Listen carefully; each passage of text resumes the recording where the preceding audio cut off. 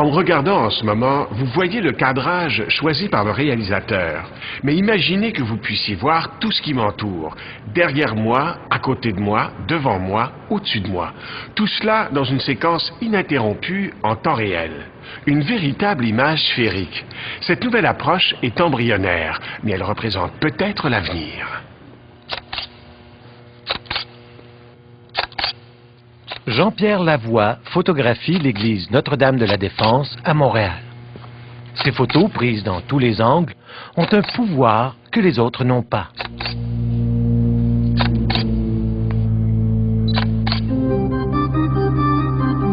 À première vue, on a l'impression de photos traditionnelles. Mais la magie ici, c'est qu'on peut se déplacer dans l'image.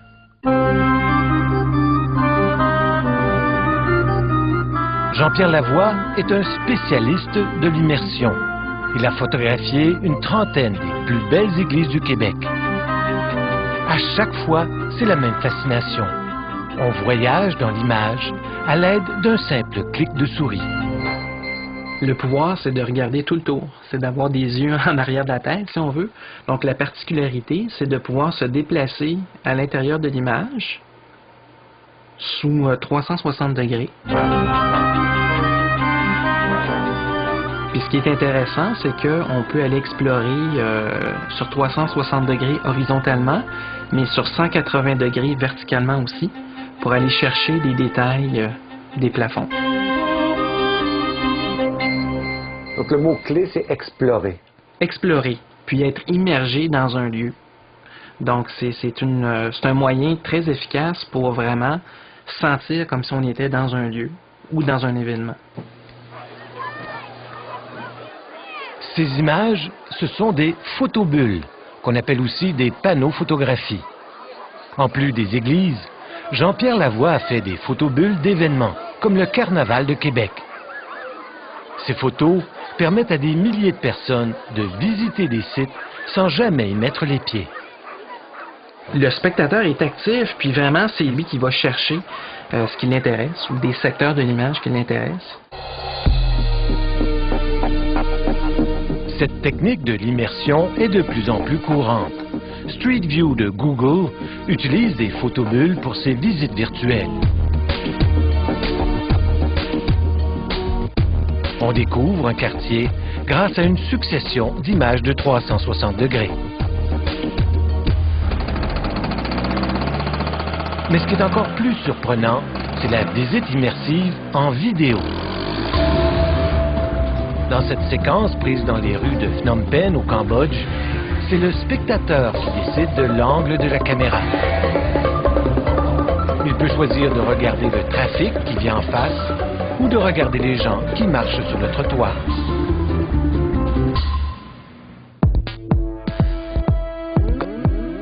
À Montréal, Luc Courchaine cherche depuis 11 ans à augmenter cette impression d'immersion visuelle. Pour lui, l'important, c'est de faire éclater le cadre, de mettre le spectateur au centre de l'image. Son travail à la Société des arts technologiques, la SAT, lui a permis de développer un écran unique, le Panoscope, un genre de planétarium inversé qui permet d'entrer physiquement dans l'image. Notre cerveau veut y croire. C'est fou comment, à partir d'indices visuels et sonores, on va avoir l'impression de vivre les expériences, mais dans notre corps. Et le fait de pouvoir se tourner sur soi, de regarder l'horizon complet, de pouvoir partager une expérience, c'est assez nouveau en fait, et ça nous amène dans le monde, dans une forme de réalité qui est un peu plus engageante que celle qu'on voit à travers l'écran de la télé. L'idée du Panoscope n'est pas nouvelle. En 1967, lors de l'Exposition universelle de Montréal, on faisait la file au pavillon du téléphone pour vivre une expérience immersive hors du commun. Le film de 360 degrés sur le Canada était un vrai défi technologique. Une première mondiale qui utilisait 9 écrans circulaires. Ça a frappé l'imaginaire. Les gens, en voyant ça, ont vu leur avenir d'une certaine façon. Et puis moi, à 14 ans, je me suis dit, bon, ben, c'est mon monde, c'est le monde dans lequel je vais vivre. À Expo 67, on était spectateurs, donc on était vraiment, comme au cinéma, emportés par les séquences du réalisateur et tout ça, dans le scénario du réalisateur.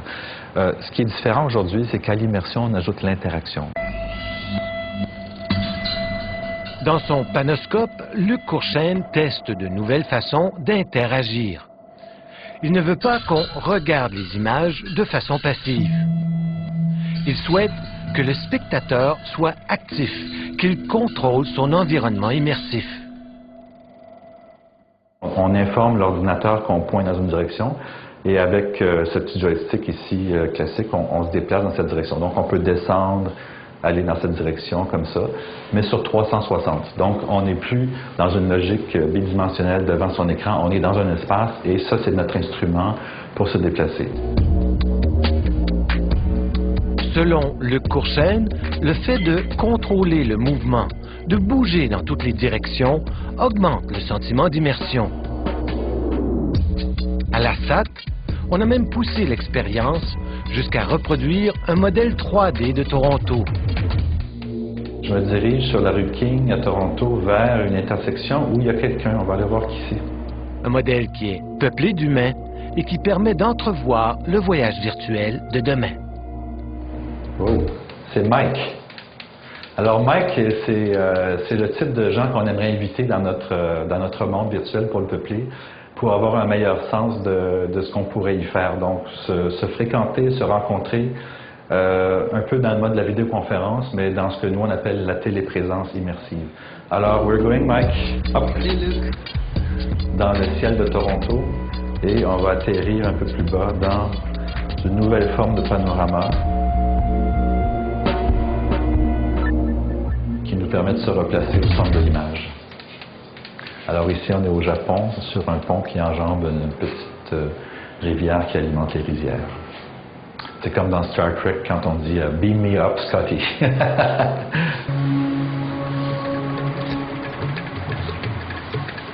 Grâce à toutes ces recherches, Montréal est en train de devenir une métropole de l'immersion, qui attire de plus en plus d'artistes et de chercheurs intéressés par le phénomène. C'est le cas de Tito Duprey, un photographe belge qui a passé les 8 dernières années à faire des photobulles des plus beaux paysages du monde.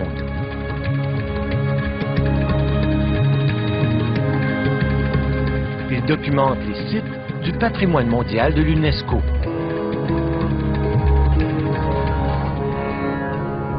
L'idée est d'apporter le lieu à ceux qui n'auront pas l'occasion d'y être par leurs propres moyens, mais surtout en fait de créer un goût, une sensibilité. En fait, comment se rendre compte que le patrimoine mondial appartient à l'humanité si on n'en a pas, on n'en a rien vu. Tito Duprey travaille dans le Labodome de la SAT, un écran sphérique qui montre la partie supérieure de l'image. Là, on est enrobé de l'image et donc on oublie qu'on est à Montréal, c'est évident. Là, on est en Inde, on est dans le temple, dans le Fort Rouge, à Agra, tout près du Taj Mahal. Tito Duprey est venu au Québec faire sa thèse de doctorat sur la panophotographie. Il est convaincu que les outils qu'on développe ici amplifient l'effet d'immersion de ses photos. C'est magnifié, c'est-à-dire que c'est plus grand que nature. Et donc on ajoute à l'information le spectaculaire. Et là je me suis dit, mais c'est extraordinaire, c'est plus vrai que nature, c'est plus fort que nature. Selon M. Duprey, le Labodome donne à ses photos une deuxième vie. En faisant éclater le cadre, c'est tout notre rapport à l'image qui change. Plus grand est le dôme, plus l'envie, la nécessité de bouger est là. Et du coup, à partir de là, on entre vraiment dans l'interaction avec l'image parce qu'elle va nous guider. C'est-à-dire que je me suis rapproché des êtres vivants par ma nature d'être d'humain moi-même. Et puis après ça, à la limite, comme si j'avais envie de me mettre parmi eux et puis de me tourner vers le reste de l'image avec eux.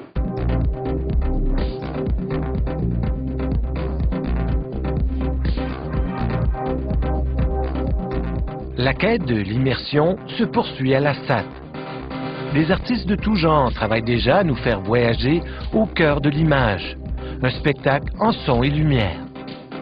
D'ici un an, on construira la première salle de projection immersive au monde sur le toit de leur édifice, rue Saint-Laurent.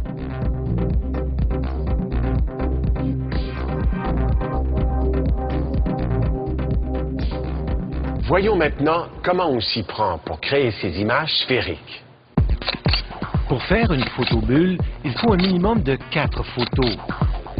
Mais Jean-Pierre Lavoie en prendra 30 pour faire ces images panoramiques en haute résolution.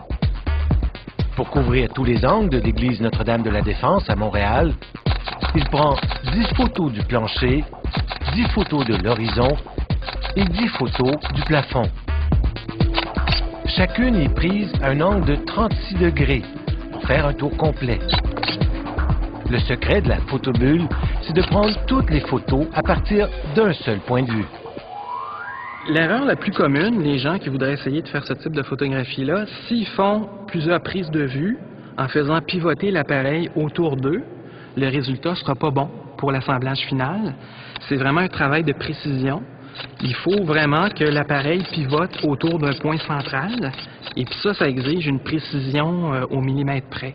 Donc c'est pour ça qu'on utilise une tête panoramique et un trépied. Ça ne lui prend que quelques minutes pour capter les 30 photos. Mais on ne voit toujours pas la photobulle. La vraie magie se fait plus tard devant son écran d'ordinateur. On se trouve à transférer ces images-là dans le logiciel d'assemblage. Alors on voit les images qui sont en train de se charger. Et puis on peut lancer l'assemblage. Le logiciel assemble les photos à une vitesse étonnante.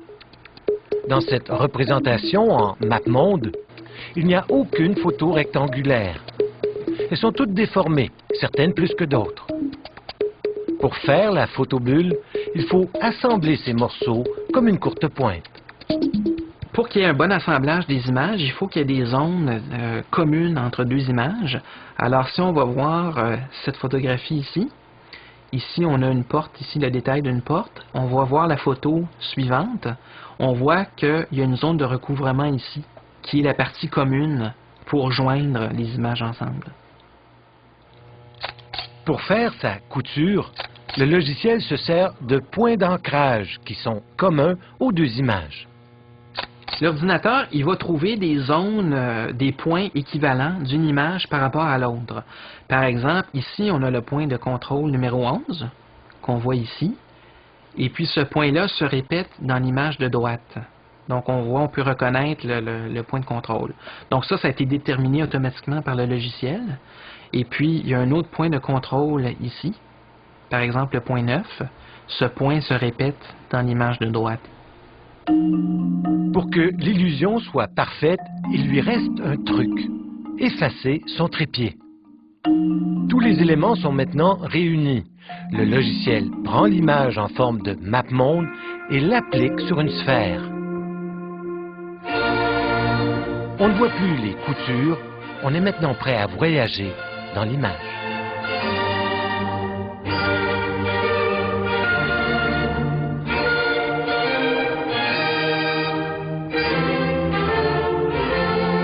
Je vous invite à visiter notre site Internet où des hyperliens vous permettront de faire vous-même l'expérience d'une photobulle. Bon voyage au cœur de l'image.